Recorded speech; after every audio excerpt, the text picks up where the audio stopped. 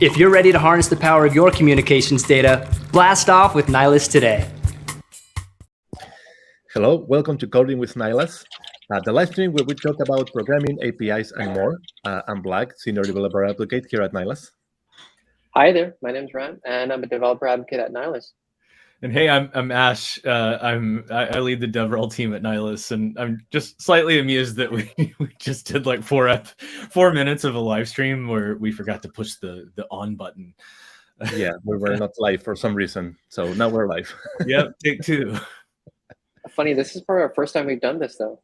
That's true. Yeah, we got 50 in without making a mistake like that. So why not? This is a blooper reel. Yep. Yeah, our episode number 50. So round of applause for us, please. 50 episodes is quite a lot. Go. Great job. So let's go straight to the fun facts. And they better be fun.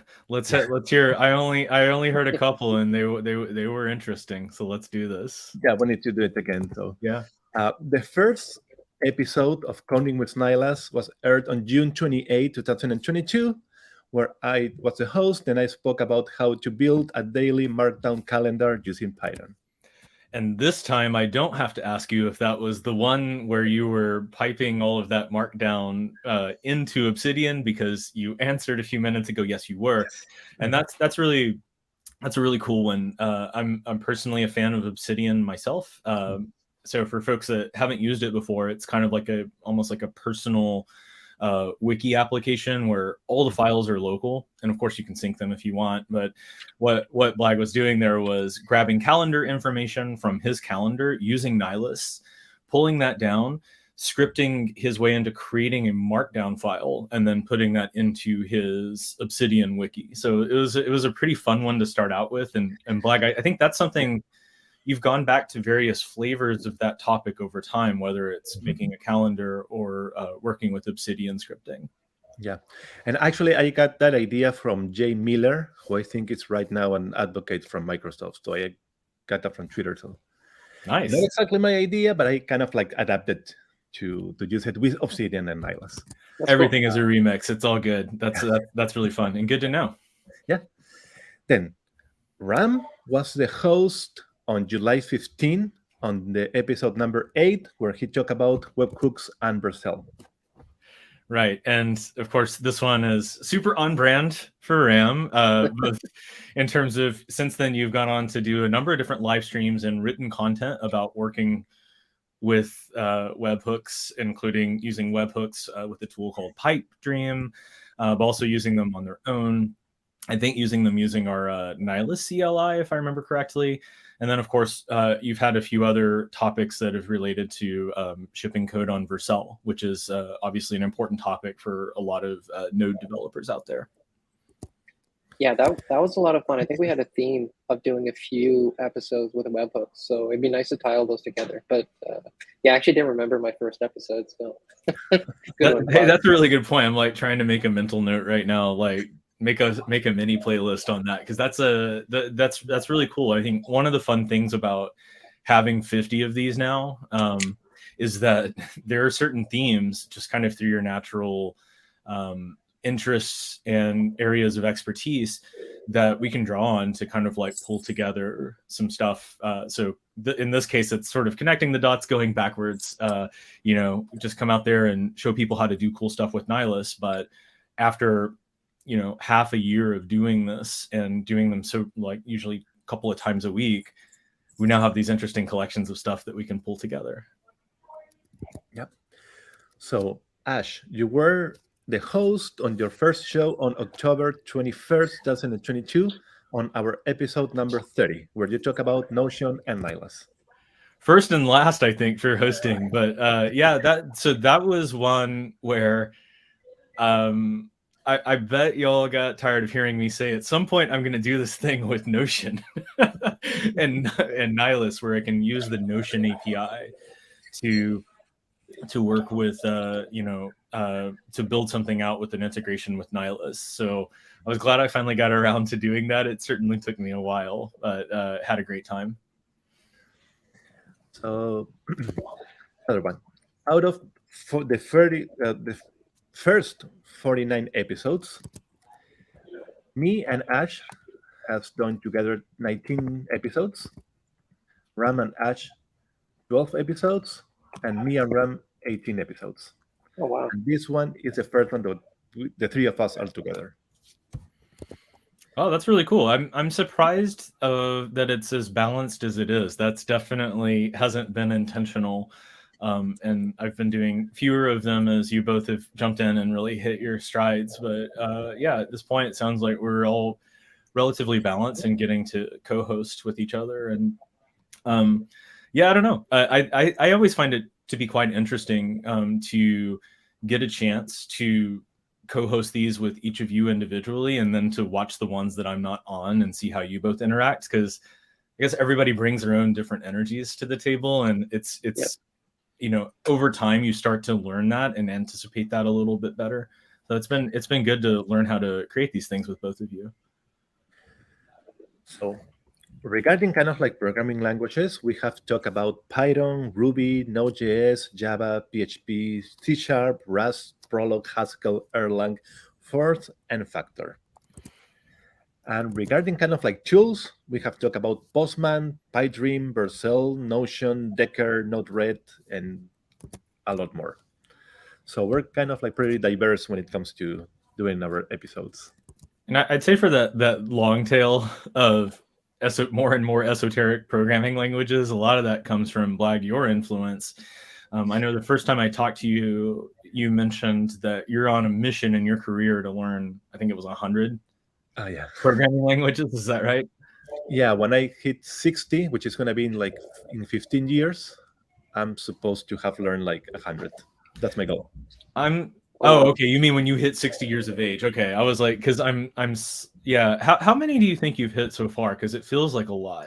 I think like 63, 64. Yeah. Oh wow. I still have a way to go. What was interesting, I think on a live stream 1 or 2 ago, Vlad was demoing in Python, but he was demoing the app in Python, and he was demoing the code in Ruby. And he was doing it very seamlessly, even though he noticed midway that, oh, these are different languages. But you couldn't really tell the difference because he was able to jump between both of them very easily. I am too addicted to programming. I just love it. Yeah, that was impressive, though. I mean, definitely doing these tech demos, if you will, a couple of times a week is fraught, right? You know, we all know about getting on a conference stage, for example, and you get into a technical demo of some kind, and of course, that's when things will go wrong. Most of these streams go surprisingly right, but then when they do kind of come up, when something happens like that, I felt like y'all navigated that quite well. As a matter of fact, I think I was watching that one live and made a comment. I was like, "Wow, nice save." Thanks. Then let me see. Okay, so I tried to do a better estimate. So I think we have done like 8 episodes covering Ruby, 6 episodes covering Python, 10 episodes covering Node.js, and just 1 covering Java. That sounds about par of the course, right? Yeah, maybe we should give a little more love to Java at some point. But at the same time, we know we have a relatively good understanding of like which one of the Nylas SDKs our developers use the most. And I think we've tried to start by prioritizing that and also leaning into our existing skill sets. Yeah, that's true. And then our shortest episode has been episode 26, Exploring Nylas Webhook Utilities, which lasted for 10 minutes, 10 seconds. Wow. I know this one. Can I guess that's a RAM episode? Yep. Yeah. Okay. That's great. So you just kind of walked in, got the core of it, and just mic drop. Yeah, that was actually a lot of fun. Yeah, the longest episode 30, Notion plus Nylas, 27 minutes, 54 seconds. Oh, yeah, great. So that, of course it is. So that's the one that I hosted. And because I think I'd had that idea in the back of my mind for so long. And then when I put it together, there are enough moving pieces and I wanted to get it in one shot. So typically our MO has been to try to keep these to around 15 to 20 minutes. But yeah, for that one, I definitely went way over, probably by a lot compared to most of the other ones. All right, so time to mention our favorite Coding with Nylas episode. Oh wow, who wants to go first? Are we all going to say the same one? I want to find out. I bet no one's going to say mine. So let's see. Ram, why don't you take it? All right. Go ahead. I'm gonna go with how to patch Node npm packages. An unexpected choice. What makes you call this one up? I thought it was just a really nice live stream that covered a topic that I think a lot of developers can benefit from, whether working with Nylas or not. And we also got some good feedback internally. I think one of our teams were like, "Oh, we could have used this, or we should have used this in this instance." So I'm like, it's good that we kind of had a good response to it. Yeah, that's a really good one. And I co-hosted that one with you. And I remember learning a lot because I had not really thought of this topic before. But managing dependencies with NPM is a forever topic of interest for Node developers. So yeah, for sure. It was a great topic and one that I hadn't seen covered anywhere before. Yeah, and actually the blog post have a lot of attention as well. So it was pretty good. When it comes to me, or you want to go first, Ash? You go ahead. Okay. So I think mine was how to send emails with Node-RED. Node-RED is a really nice application, kind of like visual built on Node.js, which you just grab different components and you link them together. And I like it because I used Node-RED like a long time in the past. And I was happy to see that it was still being developed and it was like more smoothly. So I really like this episode. Yeah, that one was a good one because that was the first time I had seen someone mention Node-RED in a long time. And not that means anything, but it was just something that I hadn't kind of crossed in easily 5 or 6 years. So it was cool to see that that's like still a thing that people are working on. And you also in some ways just being able to like lay things out visually, right, was kind of nice. Yeah. As a helping people learn how our APIs can like interact with an application. So, most of the time we jump into code and that's great. It's called Coding with Nylas for a reason, but occasionally when you can introduce those visuals like that, and that's super helpful, I think. Yeah, totally. Cool. So not surprised no one took mine, but here we go. So this is definitely like a one that I'm just it's a passion topic of mine recently. This one's how to build an agenda using Decker, or AKA it's a modern take on HyperCard, but using Decker and Ruby, and of course the Nylas APIs. Mm-hmm. So if I remember correctly, Blag, this was you and Ram. You had built an application using this it's an application called Decker, and it's a lot like HyperCard. I won't go into the details. Watch the episode if you want to see more. But it was a really neat sort of thing. Something that I had been musing on with somebody that I do some podcasting with, and we had been thinking about what would it be like in an environment where you have a scripting language that can't make API calls from the application, yet you want to incorporate your agenda or your contacts directly into that app. So your approach was what we thought would be possible, but we didn't try, which was you make those API calls via a script, pull all of that information down from Nylas. In this case, it was the calendar information. Build that up into a format that Decker, the application, recognizes, and then boom, you have a deck, like a HyperCard stack right there. Super lo-fi, old school Macintosh layout. So one, it was really cool to see you kind of having that idea on your own and then actually building that. The other was that because of that, we heard from the developer of Decker. You heard from John Ernest directly. And so that was really neat as well. Yeah, totally. Actually, I need to say that I kind of cheat a little bit because Decker comes with a programming language called Lilt. So I was supposedly for to use that, but in the end, I just created in Ruby and just get the format, and that's it. But well, I would say that's a net contribution anyways, because like for someone like me who jumped in and saw Lil and was like, oh, I'm going to have to learn this new scripting language, I just did that, and it's kind of cool when you're able to show, oh, there are alternative methods using tools that you're already familiar with as a programmer. Yeah.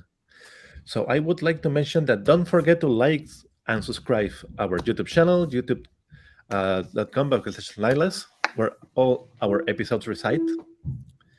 Then we're talking about, yes, our experiences doing coding with Nylas. So the funny thing is that when we started, like on the first episode, we have never used StreamYard before. So it was kind of like a test of sorts. So it's funny because if you see the first episode, we're sure if we're live or not. So we were like, are we live? Oh, yeah, we're live. So that was kind of funny, right? Also, in the end, when we stopped the broadcast, it was like, still going on? Oh, okay. So that was kind of confusing. I mean, after 50 episodes, of course, we know our way around StreamYard, but it was kind of hard at the beginning. I don't know about your experiences. Yeah, I was thinking about this, and I like the idea of a live stream versus recording video because you have one take.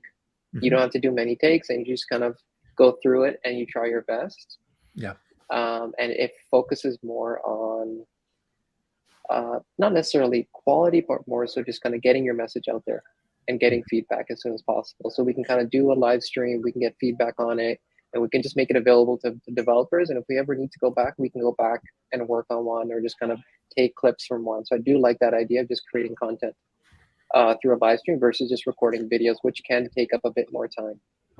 And that's actually something you have some experience with, right, Ram, in terms of creating like that video-based content that's a little bit more planned and advanced and has production value kind of thing.